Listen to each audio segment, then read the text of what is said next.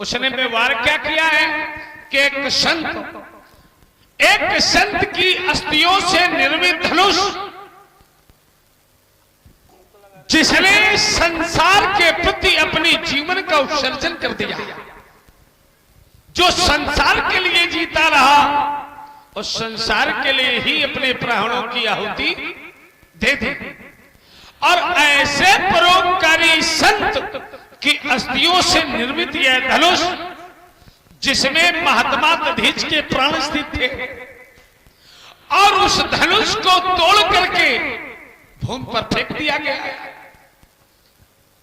अगर धनुष तोड़ करके कार्य चला था तो धनुष तोड़ देना, उसने धनुष तोड़ करके विवाह कर लिया था। कष्ट का विषय नहीं, हम विवाह के विरोधी नहीं है। विवाह खूब करे, वो विवाह करे, लेकिन ब्राह्मणों से लड़के न करे, ब्राह्मणों से मिलके करे। क्यों?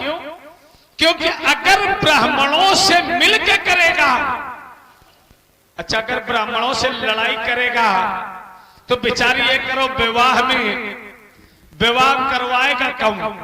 और सम्मानित हमारे बाबा जी प्रभावित हुए भगवान परशुराम की वंदना में 1 रुपए भगवान परशुराम जी के चरणों में और 1 रुपए भगवान लक्ष्मण के चरणों में कोट साधुवाद महाराज जी को। इन्हें जीने दो, ब्राह्मणों की कृपा में जिएंगे और ब्राह्मणों की कृपा में मरेंगे। जो कुछ इन्हें मिलेगा ब्राह्मणों की कृपा से मिलेगा।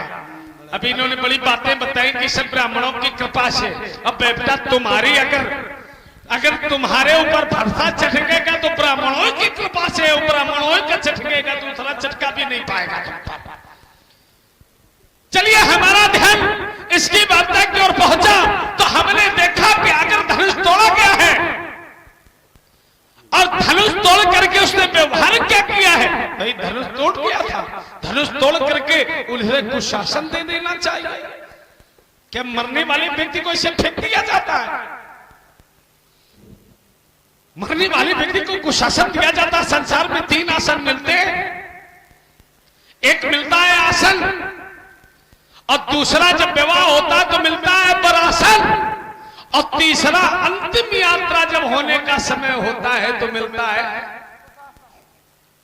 ऐसे कभी आसन नहीं दिया गया,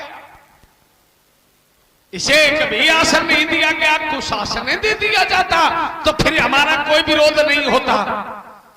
अब विचार करो कि अगर किसी ब्राह्मण हमें कष्ट है क्योंकि इसका अपमान किया गया है, तो हमने कहा संसार में धनुष तोड़ने वाले की जय जयकार हो रही है। अब काय छाती फट रही धनुष तोड़ने वाले की। संसार में अगर उसकी जय जयकार हो रही है तो कह रहा है मही पाताल नाग जस व्यापा।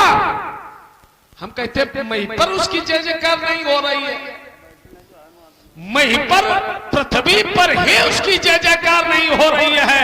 क्या हो रहा है? तो यहीं पर हमने देखा, हमने और ये विवाह की इसने बातें की है, थोड़ा उस पर भी प्रकाश हो रहा। कह रहा है एक जगह और आगे जानकी प्रसाद डॉक्टर साहब 50 रुपए भगवान परशुराम जी के चरणों में और 50 रुपए लक्ष्मण जी के चरणों में कोट साधुवाद हमारे डॉक्टर साहब को। कह रहा है एक जगह सभी विवाहित लोग बैठे हुए थे और एक अविवाहित बैठा था जिसका विवाह नहीं हुआ था। तो उसे ऐसा लग रहा था कि सारे लोगों का विवाह हो गया है, हमारा नहीं हो पाया है। तो उसने उस समाज में क्रोध करना प्रारंभ कर दिया। अच्छा एक बताओ, जिनके महल कांच के बने होते वो दूसरे के महलों में पत्थर, पहले अपनी तरफ झांको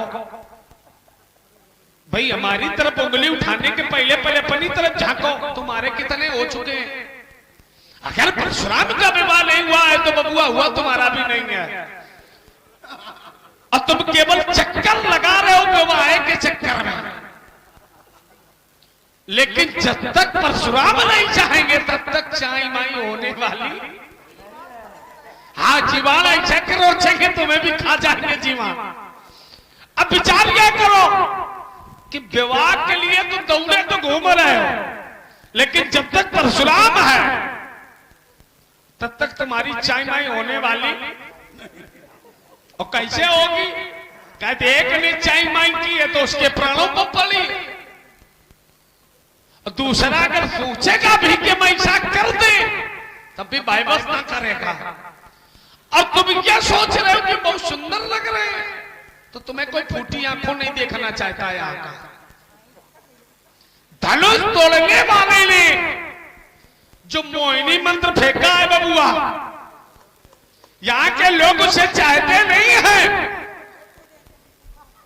लेकिन उसने मोहिनी मंत्र डाल दिया है।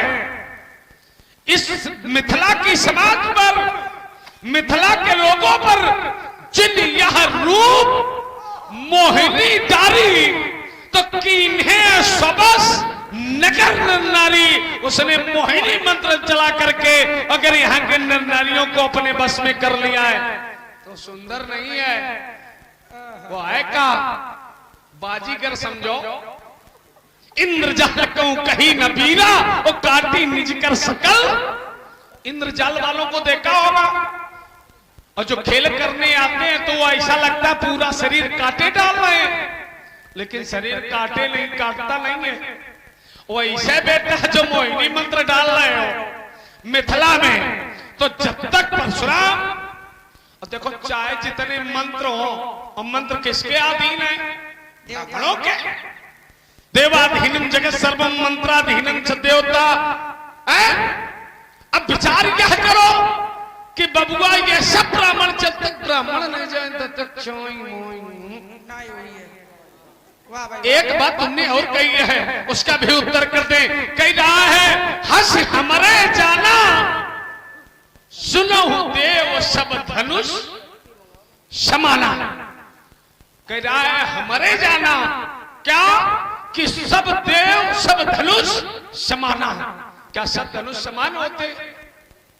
बबुआ सब धनुष भी समान नहीं होते, क्योंकि जो उत्तम धनुष होते हैं वो 4.5 हाथ के होते हैं, जो मध्यम धनुष होते हैं वो 4 हाथ के होते हैं, और जो निम्न धनुष अधम धनुष होते हैं वो 3.5 हाथ के होते हैं। समाना कहां समाना?